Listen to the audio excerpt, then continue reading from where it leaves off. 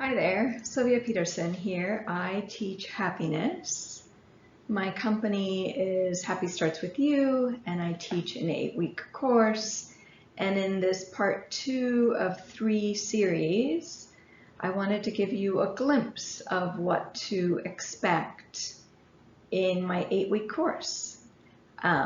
So we're talking about finding lasting happiness and turning fear into love. And in part 1, we laid the foundation of what it means to live in fear and live in love, and how fear is a very contractive feeling and love is a very expanded feeling. So we're going to continue with the foundation, which is basically week 1 of my course,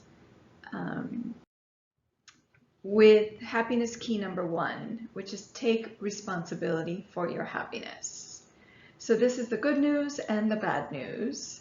For those of you who thought it was an outside job and that chasing happiness is what it's all about, that climb the corporate ladder, that big house, that nice car, I'm afraid that is not where happiness lives. Happiness lives inside of you, and it matters not too much about your circumstances.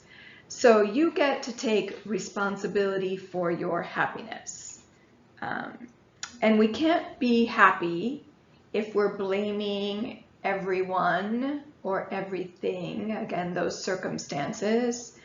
So this work, this happiness work, is really being accountable to yourself. I'll let that sink in.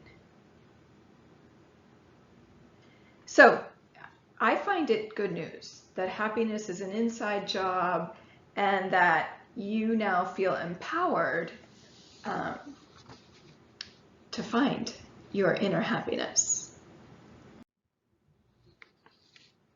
So back to responsibility. My favorite definition and my favorite equation was given to us by Jack Canfield.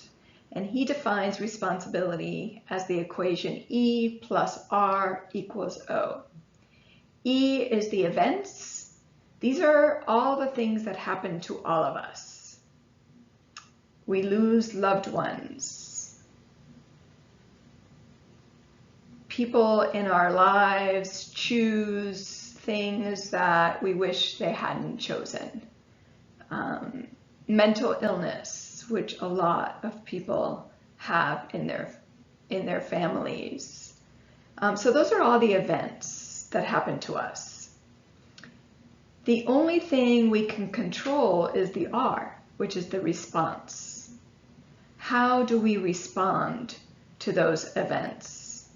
And how we respond and show up will determine the O, which is the outcome. I'm sure you've seen this before. Something happens and somebody shows up with anger as a response, and it starts to escalate, and no good outcome happens when things escalate. Similarly, you can de-escalate. And so your response determines the outcome.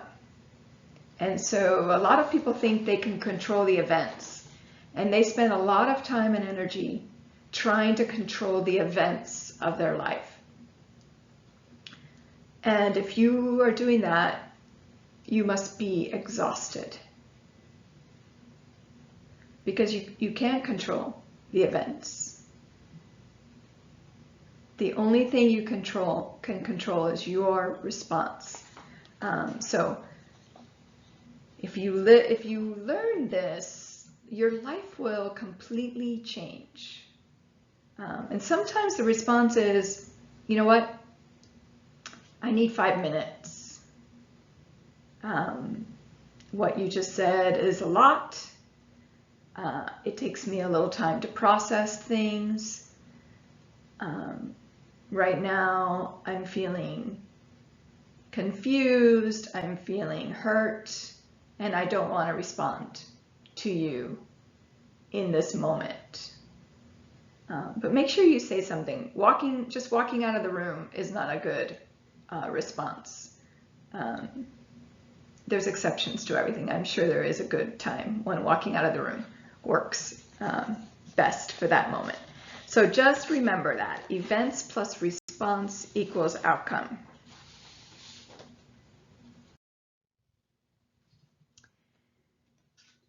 The big happiness question is really around how do you show up in your life? Are you a victim or are you a victor? So taking responsibility is about showing up as a victor in your life. And remember that expansion and contraction, love and fear, when you're a victim, that's very fear-based and contractive in nature.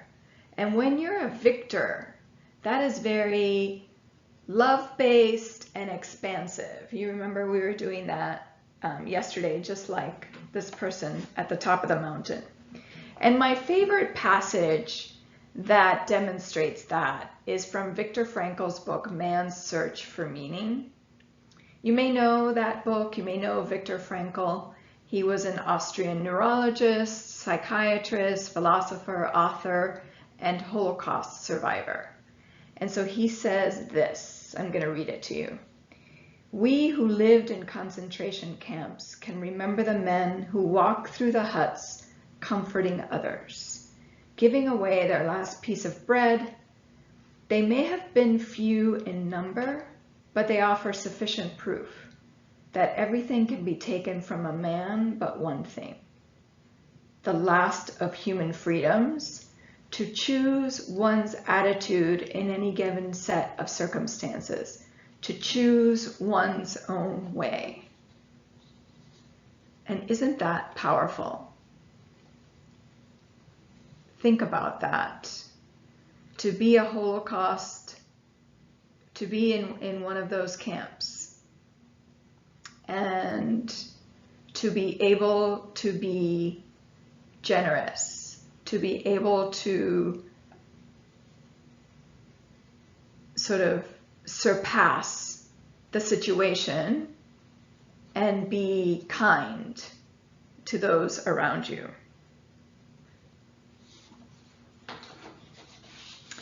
So, what is the fast track to unhappiness? Victimhood, and what are some of the behaviors that you know you are playing the victim and not the victor? And you see this, the blaming, shaming, and complaining, you see this in the interviews of athletes after a game. I have a lot of men in my life, 4 brothers, my father loves sports, my husband loves sports, my sons love sports. So I watch sports. But the interviews, when somebody loses a game, what do they say? Do they blame, do they throw their teammates under the bus? Do they blame the weather? No, they typically will say, we got outplayed. The other team did a better job than we did. There's all kinds of ways that they say things that you can tell that they are victors even though they lost the game today. So blaming is when you blame an external situation for your unhappiness or for whatever situation you are blamed, for whatever you're feeling malaise about. Shaming is blaming yourself, and we do a ton of that. And complaining is very easy to identify, and you're probably thinking about people in your life who complain. Or maybe you're thinking about yourself. You're thinking about things you tend to blame, things you shame yourself, and the complaining that you do. I find it fascinating when people complain about the weather. I used to live in Seattle, and I love the rain. And if you live in Seattle and you complain about the rain, you're complaining a lot. And so for me, rain, I love the smell of rain. I love that everything stays green. I love how it cleans things outside, and it just gives everything a nice fresh coat of cleanliness. Yeah, so that's it for today, and I want you, as you go about your Sunday or your Monday, maybe it is Sunday. I remember when I had a corporate job, Sundays were kind of a bummer because I would be complaining about the fact that I had to go to work the next day. And so maybe you're complaining about that. Instead, you should be grateful that you have a job and that you can provide for your family. There's many things to be grateful for.